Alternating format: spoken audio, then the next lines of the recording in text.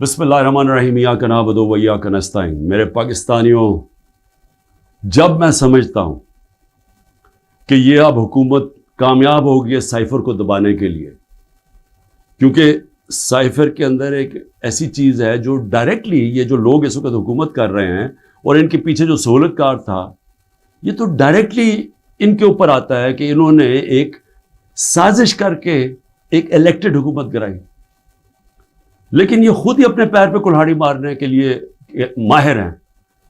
اتنا ان کو خوف ہے کہ عمران خان کسی طرح الیکشن سے باہر کیا جائے، کیونکہ ڈر لگا ہوا ہے کہ الیکشن میں آ گیا تو ہار جائیں گے، تو ان کی پوری کوشش ہوتی ہے کہ ہر کوئی موقع نہ جائے کہ کسی طرح اس کو ڈسکوالیفائی کریے، جیل میں ڈالے۔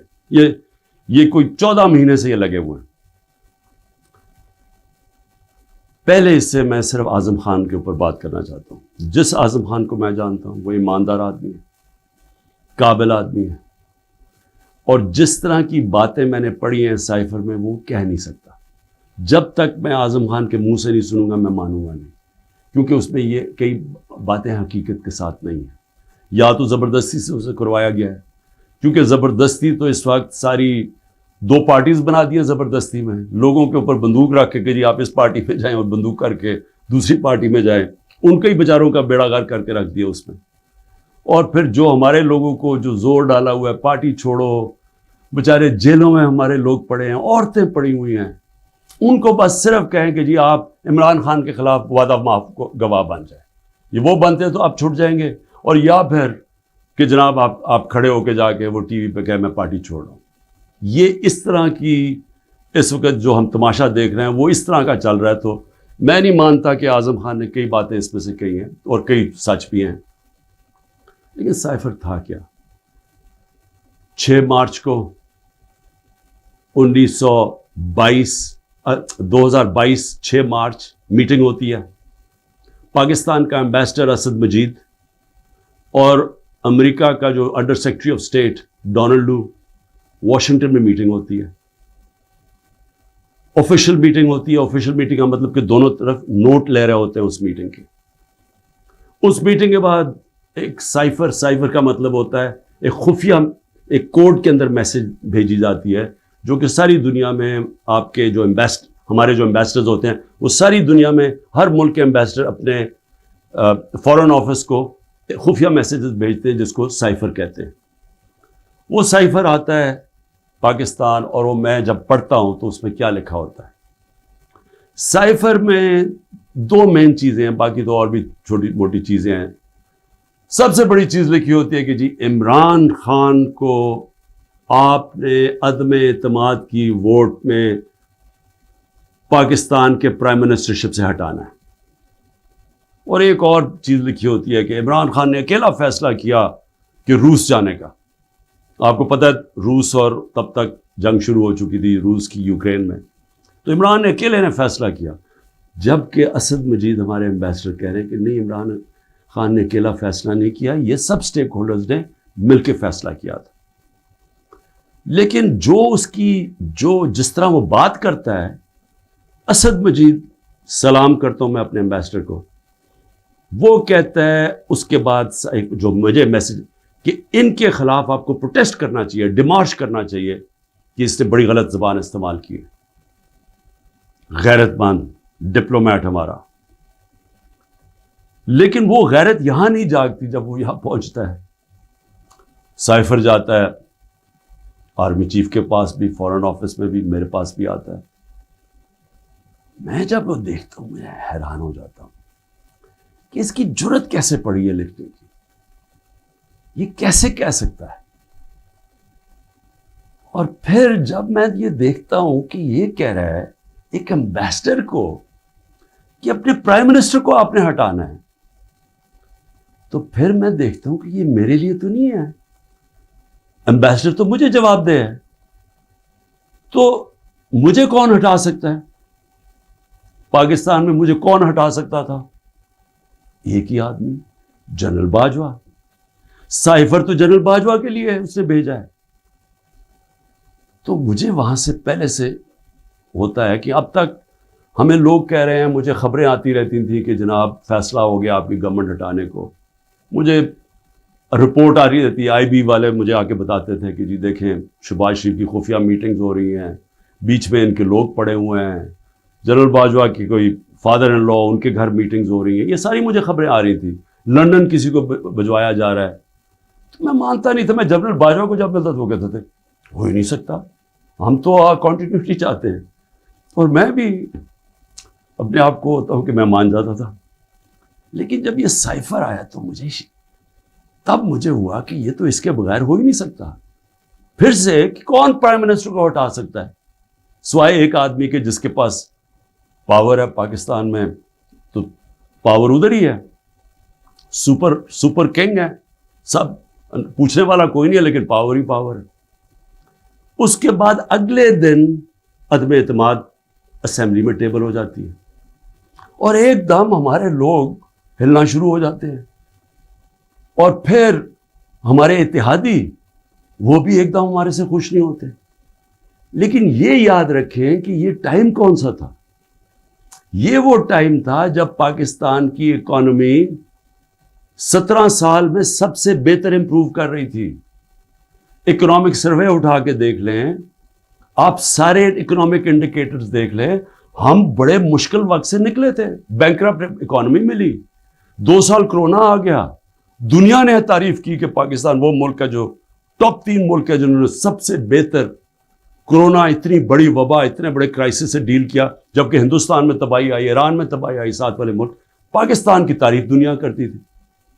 وہ ایک امریکہ کے اندر جو فائنینشیل ایڈوائزر تھا ٹرمپ کا, میرا وہ کہتا ہے کہ اگر پاکستان کا جس طرح کرونا پہ پاکستان نے ڈیل کیا, اگر امریکہ کرتا تو 10 کھرب ڈالر کا امریکہ کو بچتا تھا. تو ادھر سے نکلے, اکانومی گرو کر رہی ہے, انڈسٹری گرو کر رہی ہے, تو ایک دم یہ عدم اعتماد کدھر سے آ گئی. تو جس کو میسج دی تھی اس نے اپنا کام شروع کر دیا, ایجنسیز نے کام شروع کر دیا, ہمارے لوگوں کو میسیجز آنی شروع ہو گئی کہ جناب ISI کے لوگ ایکٹیو ہو گئے. مجھے جب آیا, میں جنرل باجوہ کے پاس گیا, میں نے کہا آپ کا لاہور والا جو آدمی ہے وہ ہمارے MNS کو کہہ رہا ہے کہ ہم نے ہاتھ اٹھا لیا ہے, اب آنے والی گورنمنٹ دوسری ہے, یہ شہباز شریف کی. میں جنرل باجوہ کو وہ اچھا اس نے کہا ہے, میں وہ بھی اسے فارغ کرتا ہوں. تو یہ ڈرامے ہمارے سے ہوتے رہے, پیچھے سے پورا پلان بنا ہوا تھا. اچھا میں نے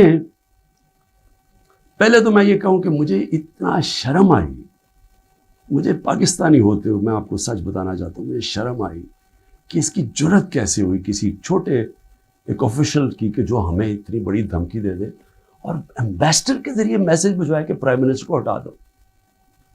لیکن اس کی غلطی نہیں تھی. شرم یہاں نہیں آ رہی تھی. جن لوگوں کی ذمہ داری تھی کہ قوم کی حفاظت کرنا, جس آدمی کی کہ قومی وقار کو بچانا, قومی غیرت, وہ ساتھ ملا ہوا تھا. اس نے ان کے, یعنی یہ سارا پلان ادھر سے شروع ہوا تھا. اور میں صرف اپنی قوم سے یہ کہنا چاہتا ہوں کہ دیکھیں, یہ یاد رکھیں کہ اب ایک چیز سمجھیں, جب اگر میں جنرل باجوہ کی تنقید کر رہا ہوں, اور یہ میں سارا ثابت کر سکتا ہوں کیونکہ مجھے پتہ ہے ساری چیزیں میرے اندر, ایک ایک چیز مجھے یاد ہے ہوا کیا, اس سے پہلے بھی اس کے بعد بھی. میں پاکستان کی فوج کی تنقید نہیں کر رہا, میں ایک آدمی کی کر رہا ہوں جو غلطی کی جس نے. یہ ہم بہت بڑا ظلم کر رہے ہیں اپنے ملک سے کہ ہم جنرل فیصل نصیر, مجھے پہلے سے پتا تھا کہ میرے اوپر, میں 6 ہفتے پہلے سے لگا ہوا تھا کہ مجھے انہوں نے قتل کرنے کی کوشش کر رہی ہے اور دینی انتہا پسند کے نام. میری جلسوں کے اندر تقریریں تھیں. تو جب میرے اوپر اٹیمپٹ ہوتا ہے اور میں FIR لگواتا ہوں, مجھے پتا تھا کہ یہ پیچھے سب سے یہ تھا, ماسٹر مائنڈ تھا. اپنی FIR نہیں کٹوا سکا.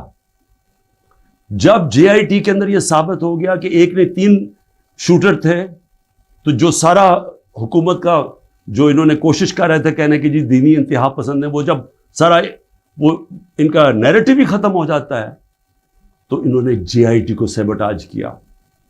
اور پھر میرے اوپر غداری کا پرچہ کر دیا ہے کہ جنرل فیصل نصیر کو میں نے ڈرٹی ہیری کیوں کہا, سائیکوپیتھ کیوں کہا, میرے اوپر غداری کا پرچہ لگ جاتا. میں پھر سے کہتا ہوں کہ اگر ہم نے یہ کرنا ہے اپنے ملک کے ساتھ کہ کسی ادارے کو اگر میں کسی جج کی بات کروں گا تو میں ساری جوڈیشری کے خلاف ہو گیا، اس کا مطلب کیا؟ میں پولیس کے خلاف کروں گا تو ساری پولیس کو میں نے برا بھلا کہہ دیا. یہ تو ہم اپنے ملک کو تباہ کر رہے ہیں. یہ پلیز میری قوم آپ یہ سمجھ جائیں ایک بات، اگر معاشرے سے آپ تنقید ختم کرتے ہیں، آپ معاشرے کی قبر کھود دیتے ہیں. کیونکہ اصلاحات ہوتی کیسے ہے؟ انکوائری کیوں ہوتی ہے؟ حمود الرحمان انکوائری، جب ہمارا ملک ٹوٹا، ایسٹ پاکستان ٹوٹا، تو جب وہ انکوائری ہوئی، اگر اس کے اوپر عمل ہوتا کہ یہ ہم نے غلطیاں کی ہیں، اپنی اصلاحات کرتے، تو اس کے بعد پاکستان بڑی غلطیوں سے بچ جاتا. لیکن جرات ہی نہیں تھی فیس کرنے کی تنقید. ہم نے وہ اتنا بڑا ظلم کیا کہ 25 سال کے بعد وہ کدھر نکلی؟ حمود الرحمان ہندوستان کے اندر. اب جب یہ ہوا، میں کہتا گیا، میں نے ساروں کو کہا کہ اتنا بڑا ظلم ہو رہا ہے تو اس کے اوپر انکوائری ہو. میں نے چیف جسٹس صاحب کو میں نے وہ سائفر بھیجا کہ جی اس کے اوپر انکوائری کروائیں. نیشنل سیکیورٹی کاؤنسل کے سامنے رکھا.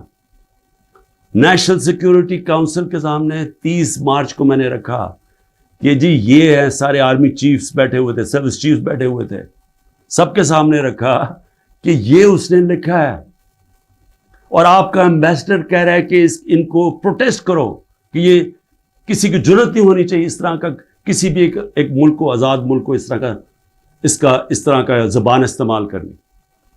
انہوں نے کہا جی ہاں مداخلت تو ہوئی ہے، تنقید کی، امریکہ کو پروٹیسٹ بھی کیا نیشنل سیکیورٹی کاؤنسل نے 30 مارچ کو.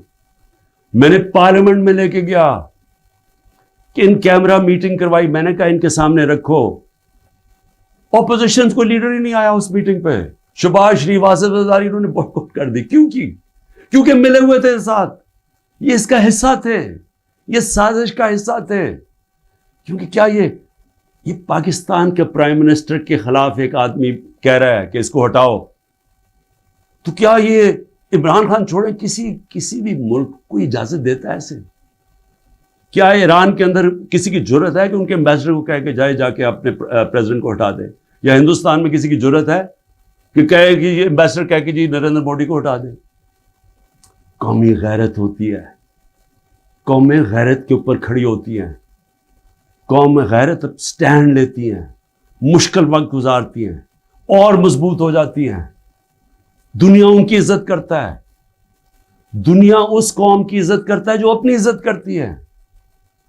جب ایک عام آفیشل اس طرح کا سٹیٹمنٹ دے اور میں اس کے اوپر کچھ ہو ہی نہ، یعنی نیشنل سیکیورٹی کاؤنسل میں حیران ہو گیا کہ صرف جی ہم ڈیمارش کرتے ہیں. آپ انکوائری کرنی چاہیے تھی، پوچھنا چاہیے تھا، لکھنا چاہیے تھا کہ اس نے کیوں یہ کہا. اور انکوائری جب ہونی تھی تو ایک آدمی نے سامنے آ جانا تھا، جنرل باجوہ نے.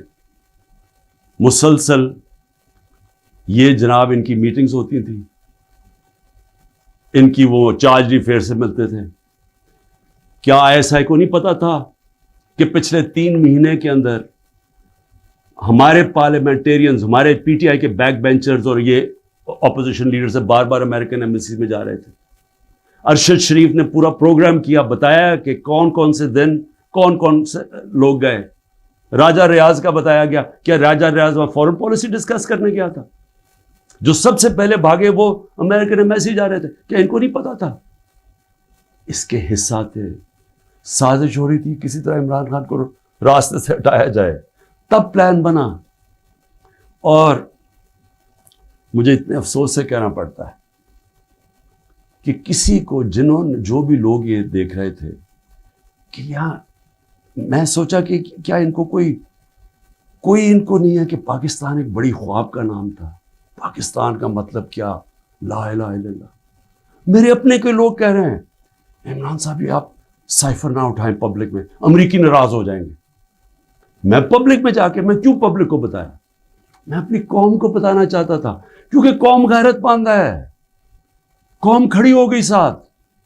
یہ سیاسی طور پہ نہیں میں کر رہا، میں ایک وہ پاکستانی ہوں جو اس ملک کے جو خواب تھا میں اس میں بلیو کرتا ہوں کہ لا الہ الا اللہ، کوئی نہیں ہے خدا سوائے اللہ کے، میں کوئی کسی کی غلامی نہیں کرنے کے لیے تیار۔ اور میں آپ کو یہ امریکہ کا بھی بتا دوں، دیکھیں امریکہ کی ایک بات سمجھ ہے، امریکہ جو ہے وہ اپنے مفاد کے لیے فیصلے کرتا ہے، وہ دوستیاں نہیں نبھاتا، امریکہ اپنے انٹرسٹ کو پروٹیکٹ کرتا ہے۔ ہمارا کام ہے ہم اپنے انٹرسٹ پروٹیکٹ کریں۔ جب وار آن ٹیرر میں نے مخالفت کی کہ ہمیں امریکہ کی جنگ میں نہیں شامل ہونا چاہیے، اٹھا لے میری سٹیٹمنٹس، میں ہر بار کہتا رہا کہ یہ ہماری جنگ نہیں ہے۔ میں کیوں کہہ رہا تھا؟ میں اپنے لوگوں کے لیے کہہ رہا تھا۔ مجھے امریکہ نے باہر اینٹی امریکن کہنا شروع کر دیا، پاکستان میں مجھے انہوں نے طالبان خان کہنا شروع کر دیا کہ جی دیکھیں ہماری اپنی گورنمنٹ مجھے، یعنی ہمارا جو اس وقت جنرل مشرف نے کہا جی یہ تو داڑھی کے بغیر دہشت گرد ہے۔ میرا کیا مقصد تھا کہ آپ نے 80 کی دہائی میں لوگوں کو کہا کہ جب بھی فورن آکوپیشن ہو، یعنی کہ کوئی دوسرا افغانستان کے اوپر باہر سے روس نے قبضہ کیا ہوا ہے تو وہ جہاد ہے، اور جب امریکہ قبضہ کرتا ہے آپ کہتے ہیں اب دہشت گردی ہے۔ میں ان کو سمجھا رہا تھا کہ اس کا فال آؤٹ آئے گا پاکستان کے اوپر، 80,000 پاکستانی مار گئے، پتہ نہیں کتنے 100 ارب ڈالر سے زیادہ ملک کو نقصان ہوا، لیکن اس سے زیادہ جو دنیا میں ہم بدنام ہوئے، ساری دنیا میں ہمارا مذاق، ہمیں کہا گیا جی سب سے خطرناک ملک ہے پاکستانی دہشت گرد۔ پاکستانیوں سے جو دنیا میں ہوا، ہرا پاسپورٹ دے کے لیدر لائن میں کھڑا کر دیتے تھے، کتنے پاکستانیوں کو باہر سے ڈپورٹ کر دیتے تھے۔ پوچھیں بیرون ملک پاکستانیوں سے ان کے اوپر کیا گزری ہے۔ اور مجھے جی عمران خان طالبان خان ہے جی، یہ جی دہشت گردی کے ساتھ ہے۔ اور یہ بھی میں اب آپ کو بتاؤں کہ یہ جو تھا یہ کیوں میرے خلاف کیس بلڈ اپ ہوا۔ جنرل باجوہ نے کیوں کہا کہ جی یہ ہم جب روس سے واپس آئے، اچھا اب روس کیا ہے ذرا سننے والے، اس میں سائفر پہ کیا لکھا کہ عمران خان خود روس کیا ہے۔ میں عمران خان نے خود روس کیوں جانا تھا؟ فورن آفس نے مجھے کہا، بیٹھ کے مشاورت ہوئی، ہم نے سارے پاکستان کے ایکس فورن سیکرٹریز کو بلایا، سب نے کہا کہ آپ کا رشیا جانا بہت ضروری ہے، ہمیں اپنے تعلقات ٹھیک کرنے چاہیے۔ پھر ہمیں 20 لاکھ ٹن گندم چاہیے تھی ان سے، وہ ہم بات کرنا چاہتے تھے، کنسیشن میں تھے۔ اس کے بعد جب ٹینشن ہوئی یوکرین سے تو تیل کی قیمتیں آسمانوں پہ چلی گئیں، کموڈیٹی سپر سائیکل آ گیا۔ انہوں نے کہا کہ آپ وہاں جا کے تو ان سے نیگوشیٹ کریں سستا تیل۔ تو سارا سٹیک ہولڈرز کے ساتھ کہ جتنے بھی تھے انہوں نے پورا پلان کیا، ہم ٹرپ پہ جانے لگے۔ شام کو ٹینشن بڑھ گئی روس کی اور یوکرین کی۔ میں نے جانے سے پہلے جنرل باجوہ سے پوچھا کہ کیا مجھے جانا چاہیے یا نہیں۔ انہوں نے کہا ہم سب بیٹھے ہوئے ہیں، ہمارے خیال میں آپ کو جانا چاہیے۔ تو سب سے پوچھ کے میں روس گیا، میں اپنی ذات کے لیے تو نہیں گیا۔ تو واپس آیا تو جناب جنرل باجوہ نے اس کے 2 دن بعد کہ جی مذمت کرو کہ جو روس چلا گیا وہاں۔ فورن آفس ہی بیٹھا، ہمارے مین لیڈرز بیٹھے ہیں، ہم نے کہا کہ ہندوستان تو مذمت نہیں کر رہا، وہ تو ان کا اسٹریٹجک ایلائی ہے، وہ تو نہیں کر رہا، ہم کیوں کریں؟ اور ہم ان سے ڈیل کر کے آ گئے تھے سستا تیل پہ اور سستی گندم پہ۔ اس کے بعد جا کے ایک نیشنل سیکیورٹی کا سیمینار ہو رہا ہے، جنرل باجوہ بیٹھ کے کہتا ہے جی عمران خان ہم روس کی سخت مذمت کرتے ہیں، گورنمنٹ کی پالیسی کے خلاف جا کے سٹیٹمنٹ دے دیتا ہے۔ اس کے بعد حسین حقانی کی ٹویٹ آتی ہے، وہ کہتا ہے جنرل باجوہ پرو امریکہ ہے اور عمران خان اینٹی امریکہ ہے۔ بعد میں ہمیں پتہ چلتا ہے کہ ہم نے $30,000 دے کے حسین حقانی کو جنرل باجوہ نے ہائر کیا ہوا تھا ہماری گورنمنٹ کے دوران۔ وہ بعد میں جب ان کا فیرا، ان کا ایک ادارہ ہوتا ہے جو آپ کو رجسٹر کرنا پڑتا ہے لابیز کو، اس میں پتہ چلتا ہے بعد میں ہمیں۔ تو میرا اپنا ہی آرمی چیف میرے خلاف لابی کر رہا تھا، ان کو بتا رہا تھا میں کتنا برا ہوں۔ میں صرف آج یہ کہنا چاہتا ہوں کہ دیکھیں میرے پاکستانیوں، جو جدھر آج ہم کھڑے ہیں، ہمیں پہلے فیصلہ کرنا چاہیے کہ کیا ہم نے بیکاریوں کی طرح، ایک چونٹیوں کی طرح باقی زندگی گزارنی ہے پاکستانی ہوتے ہوئے؟ جس طرح ہم جا رہے ہیں تو کوئی مستقبل نہیں ہے۔ کیا ہم نے خوددار قوم کی طرح لا الہ الا اللہ جس کا نعرہ تھا، ایک خوددار قوم، لا الہ الا اللہ غیرت دیتی ہے انسان کو، ایک چھوٹے سے انسان کو بڑا انسان بنا دیتی ہے۔ ہم ایک دنیا کے عظیم لیڈر محمد مصطفیٰ صلی اللہ علیہ وسلم، جنہوں نے جب مسلمان کمزور بھی تھے تو انہوں نے 2 سپر پاورز کے سربراہ کو خط لکھا کہ میں اللہ کا پیغام لے کے آیا ہوں، اس پہ چلو گے تو تمہاری بہتری ہے۔ خوددار، اللہ سے صرف ڈرنے والے لوگ، ہمیں یہ کیا بنا دیا انہوں نے کہ جی اپنا ہی ملک کا آرمی چیف ان کو لکھ رہا ہے کہ جی دیکھیں عمران خان یہ اینٹی امریکن ہے۔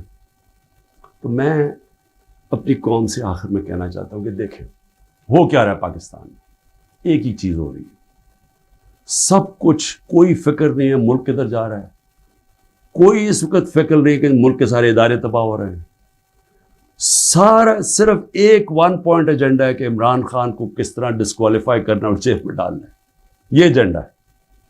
اس کے اندر یہ سائفر بھی آ گیا ہے۔ یہ نہیں ان کو پتا کہ سائفر میں ان کی تباہی ہے، کیونکہ یہ سب ملوث تھے اس میں، یہ شہباز شریف بھی تھا، زرداری بھی تھا، ساروں کو پتا تھا سائفر کا، سارے میٹنگز کر رہے تھے امریکنوں کے ساتھ۔ اور اس کے اندر جو جنرل باجوہ کا رول ہے وہ سب کے سامنے آئے گا کہ انہوں نے کیا رول تھا اس کا، اور کیسے ایک حکومت جو اتنے سالوں کے بعد صحیح پرفارم کر رہی تھی، جو اکانومی ہماری آگے جا رہی تھی، اس کو گرا کے ایک وہ چوروں کو اوپر لے کے آئے ہیں جو 30 سال ملک کو چوری کر رہے تھے، لوٹ رہے تھے، جو 30 سال ملک کو، جو خود جنرل باجوہ ہمیں بتاتے تھے، جو ملک کی اسٹیبلشمنٹ جن کی چوریوں کی بتاتی تھی، جو ایک دوسری کی چوریوں کا بتاتے تھے، جن کی انٹرنیشنل دنیا میں ان کی چوریوں کے اخباروں میں اور کتابوں میں جن کا نام آتا تھا، ان کو لا کے اوپر بٹھا دیا۔ انکوائری سب سے بڑی یہ ہونی چاہیے سائفر کے اوپر، جو ایف آئی اے نہیں کر سکتی۔ اگر صحیح انکوائری کروانی ہے تاکہ ہم آگے یہ غلطیاں نہ کریں، تو انکوائری یہ ہونی چاہیے کہ یہ سازش میں کون کون شریک تھا، کہ گورنمنٹ گرا کے ایک ملک کی اکانومی کی تباہ کیا، آج پاکستان کو گھٹنوں پہ رکھ دیا۔ آج اگر ہم ان کی مدد نہ کرتے اور آئی ایم ایف سے نہ کہتے کہ آپ کی سٹینڈ بائی ایگریمنٹ کے ہم ساتھ ہیں، تو پاکستان ڈیفالٹ کر گیا تھا۔